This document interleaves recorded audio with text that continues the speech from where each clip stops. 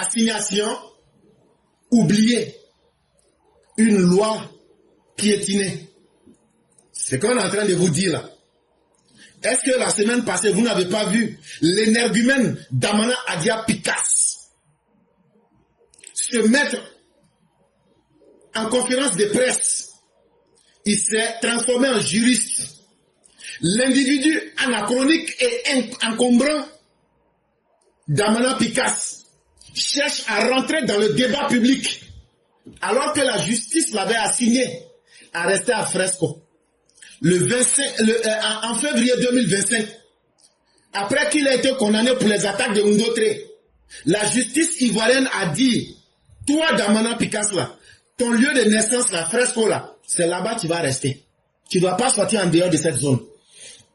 La décision d'assigner à résidence à Fresco Damana Pikas, il l'a violé. Ah oui, chers parents, il a violé cette décision. Il a violé sa décision d'assignation. Et donc, en violant cette décision, il a piétiné la loi. Et donc, on se demande maintenant, est-ce que Damana Pikas là, lui, il est qui? Et puis, il défie de façon claire la loi. Est-ce que la loi n'a pas les couilles? Comme disait Sorogium, est-ce que la loi en Côte d'Ivoire, là, ils ont coupé vos testicules? Parce que Sorogium a utilisé le mot émasculé. Nous, on ne comprend pas français, donc nous, on dit les choses clairement. Est-ce que votre justice, là, n'est pas une justice castrée? En tout cas, Damana Pikas vous a défié. Monsieur le procureur de la République, Damana Pikas vous a défié. Système judiciaire de Côte d'Ivoire, Damana Pikas vous a défié. Il a fait une grosse gifle à l'état de droit en Côte d'Ivoire. Pour dire que vous pouvez dire ce que vous voulez. Vous pouvez faire ce que vous voulez, mais moi, Damana Pikas, je fais aussi ce que je veux. Parce que chez moi, Damana Pikas, l'impunité n'est plus une exception. L'impunité là, c'est devenu un vêtement. C'est devenu une habitude pour moi. Donc là, vous avez fait votre décision, moi j'ai fait l'attaque de Ndotré, j'ai fait ce que je voulais, vous avez déclaré votre décision de justice, mais moi j'ai chié dessus. Et puis maintenant, là, je fais ce que je veux. Et c'est pas limité à ça. Le pyromane est devenu le pompier de la Constitution. À le voir assis dans sa soi-disant conférence de presse, tout ce qui lui manquait là, c'était la toge des juristes. L'habit que les juges portent, habit noir là. C'est ça qui lui manquait. C'est lui maintenant qui va venir expliquer la Constitution. C'est lui qui parle et qui dit que le président Ouattara est en train de violer la Constitution. Et quand il parle là, tu as l'impression que c'est un magistrat hiérarchique en train de te parler. Mais c'est très bien. Et ça s'est passé en Côte d'Ivoire. Et tout le monde fait semblant. Et vous voulez que nous soyons tendres. Et que nous puissions mentir à vos parents qui n'ont qu'à s'asseoir et fermer les yeux. Chers parents, ne vous trompez pas. Là où l'État devient faible, là où l'État se fait défier, là où l'État se laisse mettre profondément par des bandits, si tu ne prends pas ton destin en main, tu seras victime d'un État en faillite et tu seras victime du criminel qui ne veut pas changer. Et donc, à travers cette sortie de Damana Pikas, vous nous dites clairement, est-ce que l'État n'a pas failli? Est-ce que l'institution judiciaire ne fait pas se faire respecter? Et qu'est-ce que vous voulez que le citoyen lambda retienne quand il est pris entre l'enclume et le marteau? Quand l'État ne fait plus peur aux criminels, c'est la population qui est trahie. Et pour ne pas être trahi, il faut des hommes comme moi qui leur pro vérité pour vous dire levez la tête et traquer ces criminels. Et traquer ces criminels. Là où l'État ne peut pas lui-même se faire respecter, ce n'est pas notre problème. Là où les décisions de justice sont foulées aux pieds, et l'État, et on ne trouve pas quelqu'un dans le système judiciaire pour interpeller, il aurait fallu que ce soit éclaireur pro vérité qui vienne aujourd'hui pour dire ça, pour que les gens ouvrent les yeux. Mes chers parents, c'est le même éclaireur pro vérité qui vous dit, les opposants là, c'est la violence qu'ils veulent. Mais la violence qu'ils apportent là, il faudrait que vous leur apportez une violence 10 fois plus dure. Et quand vous allez les affronter là, tuez-les, massacrez-les, prenez leur vie. C'est tout ce qu'on vous demande. Ne négociez avec personne. On dit que Bob le tendonnier a dit qu'il faut couper leur tendon. Mais moi je dis, vous coupez leur cou. Vous les neutralisez pour une bonne fois. Et on passe à autre chose. En 2010, si le système judiciaire de la Côte d'Ivoire a oublié ce qu'il est, en 2010, là, c'est Damana Picasse qui a été le premier élément révélateur de la crise post-électorale. Il est venu, il a arraché, déchiré les procès-verbaux des scrutins présidentiels. Il a défié l'autorité de l'État. Il a défié l'expression du suffrage universel. Ce jour-là, c'est ce Damana Picasse-là qui a fait saigner la démocratie. Et ce jour-là, il tenait dans ses mains un pistolet. Beaucoup ne l'ont pas vu. Mais il avait un pistolet sur lui. Et cet individu, quand on le revoit aujourd'hui, quelle est la différence entre ce qu'il a fait en 2010 et la soi-disant conférence de presse qu'il a eu à faire pour venir narguer la justice en 2025? Quelle est la différence entre ces deux facteurs?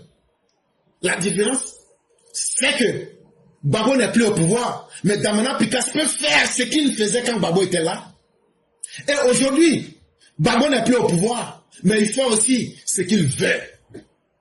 Et quelle leçon l'État de Côte d'Ivoire, quelle leçon la justice de la Côte d'Ivoire veut que les Ivoiriens retiennent? Voilà la situation dans laquelle vous nous mettez. Si vous-même, vous n'êtes pas capable de faire respecter vos décisions. Damana Picasse a totalement raison. Il va reprendre son répertoire de mensonges. Il va encore glisser dans ses grossièretés. Et tellement il va loin, il fait croire que le délai de réflexion d'Alassane Ouattara pour accepter d'être candidat aurait été provoqué par une action quelconque de l'opposition. Et c'est lui qui écrit votre histoire à votre place pour dire que votre grande manifestation que vous avez faite, le congrès là, que Alassane Ouattara là, c'est eux les opposants qui ont fait, c'est eux qui lui ont dit, si tu déclares oui, on va brûler le pays. Et comme vous, les gens du RHDP, RDR, vous êtes des indignes, des incapables, votre Alassane Ouattara a eu peur. Et donc vous avez eu peur. Oui, c'est une rhétorique qui peut faire rire. Mais en même temps, est-ce que ce n'est pas parce que le criminel a eu trop de place qu'il peut se permettre de violer une décision de justice, mais de venir même encore pour narguer la République? Des gens qui n'arrivent même pas à mobiliser plus de 2000 personnes. Des gens aujourd'hui dont les déclarations ne passent même pas d'un mur, d'un quartier. Si vous les voyez prospérer, ce n'est pas une stratégie. C'est parce qu'ils veulent eux-mêmes se persuader dans un rêve éveillé. Mais ce qui fait le plus mal, quand l'État les accompagne dans ce jeu-là, ça donne simplement à désespérer. La vérité est brutale. La vérité, elle est brute et implacable. Mais il faut la dire.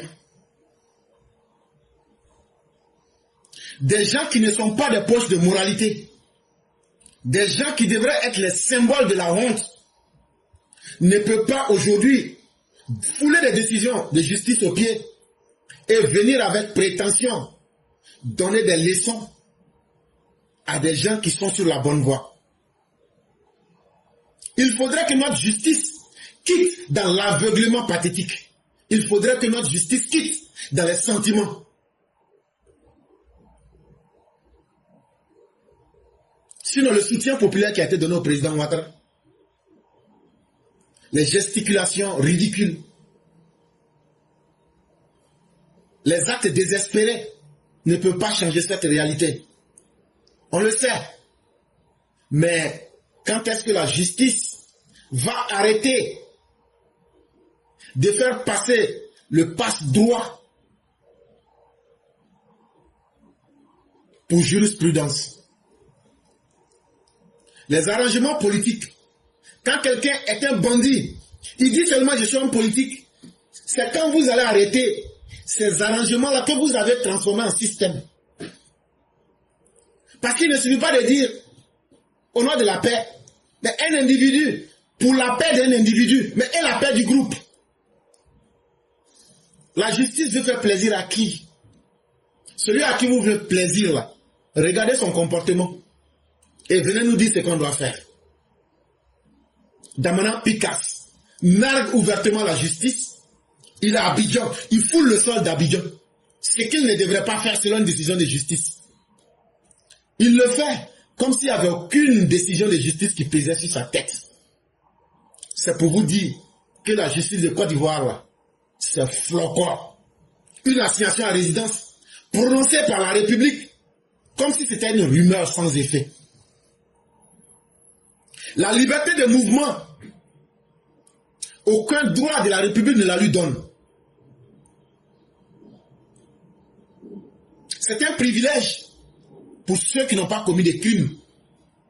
Mais pour un criminel comme Damana Picasse, il se donne lui-même ce privilège choquant.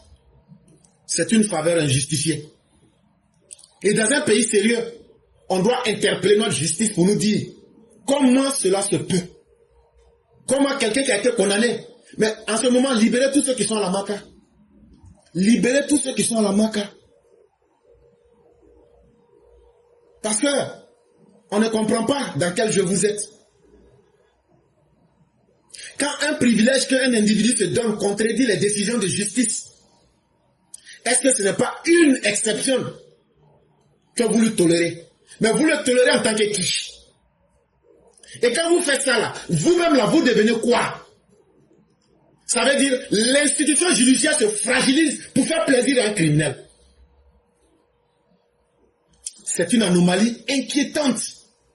Et ça finit, ce comportement-là finit par fragiliser l'autorité de l'État lui-même. Ça paralyse l'État. Et ça encourage à défier les lois de la République. S'il n'y a pas quelqu'un pour vous dire ça là, moi je dis ça. Et faites ce que vous voulez. Je parle de vous les dirigeants. Ces arrangements bidons, vous faites semblant de fermer les yeux là. Il y a des gens intelligents qui sont là. Et nous n'allons pas nous taire pour vous regarder. Si le procureur de la République est là, nous nous posons ces questions-là. Comment se peut-il que Damana Picasse puisse fouler une décision de justice de la République, une décision judiciaire, et cela est toléré? On fait semblant de n'avoir pas vu. Et vous voudrez que les Ivoiriens se taisent là-dessus, comme s'il n'y avait rien eu. Qu'est-ce que vous cachez aux Ivoiriens? Qu'est-ce que vous voulez? Quand les criminels peuvent être condamnés, mais ils ne subissent pas les peines, et en même temps dire aux citoyens, non, ne commettez pas les crimes, soyez des citoyens modèles. Quand la justice ne s'applique pas aux criminels, vous créez une anomalie dans notre société. Et le pouvoir judiciaire étant une composante de la structure politique de notre pays, vous fragilisez un segment de l'État. Vous encouragez à la banalisation et à la défiance des lois. Et nous n'allons pas accepter cela. Damana Picasse doit être interpellé et mis en prison. Parce que quelqu'un qui viole une décision, c'est une défiance. Il doit être jugé pour cela. Et s'il n'a pas respecté la décision, les conséquences doivent s'en suivre. Ou bien dans la Côte d'Ivoire des impunités, et on la ferme, et chacun assume les conséquences. Parce que vous aurez donc accepté qu'il n'y a plus de loi, et donc chacun fait ce qu'il veut. Et Damana Picasse, sous l'époque du docteur président Ouattara, fait ce qu'il veut, comme autant de babos. Et il ne fait que défier la loi dans tous les sens. Est-ce que cela est acceptable? Damana Picasse n'est pas un politicien. Damana Picasse est un pyromane. C'est un malfaiteur. Ils ont compris que l'habit des politiciens qui collent à leur personne là, c'est une stratégie pour pouvoir échapper à la justice. Surtout que quand la justice ne veut pas prendre ses responsabilités. Et donc ces personnes ne font que nous servir des réchauffés d'indignation périmés. du brouhaha d'ego pour faire de la résonance. Ils ne disent rien de bon qui puisse éclairer les Ivoiriens. Mais ils veulent simplement survivre médiatiquement pour qu'on entende parler d'eux. Mais pour que surtout on se souvienne d'eux. Que quels que soient les régimes et les temps et les époques, eux font ce qu'ils veulent. Et puis il n'y a rien qui peut les arriver. Quand ils ont attaqué un autre, là, il y a eu des morts. Pour la mémoire de ceux qui sont tombés, les militaires qui sont tombés là, appliquez les décisions de justice. Pour vous-même, votre propre honneur en tant que des juristes, appliquez les décisions de justice. Sinon, le temps que vous aviez passé dans les amphis là, on pourrait se demander si ça a été utile. Et pour la paix et la stabilité, la paix que vous voulez là, ça commence d'abord à faire respecter les décisions de justice pour mettre le peuple en confiance. Nous ne sommes pas d'accord que Damona Picasse puisse défier les lois de la République, se retrouver à Abidjan, soi-disant pour faire une conférence de presse, alors qu'il devrait être assigné à résidence à Fresco. Et ça, personne n'en parle. C'est une honte pour la République.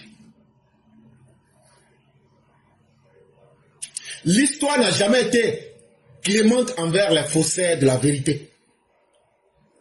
Tôt ou tard, la justice que vous ne voulez pas faire là, elle se fera d'une manière ou d'une autre. Si vous ne la faites pas, ces malfaiteurs, quand eux vont prendre le pouvoir là, ils vont vous montrer ce que c'est que la justice.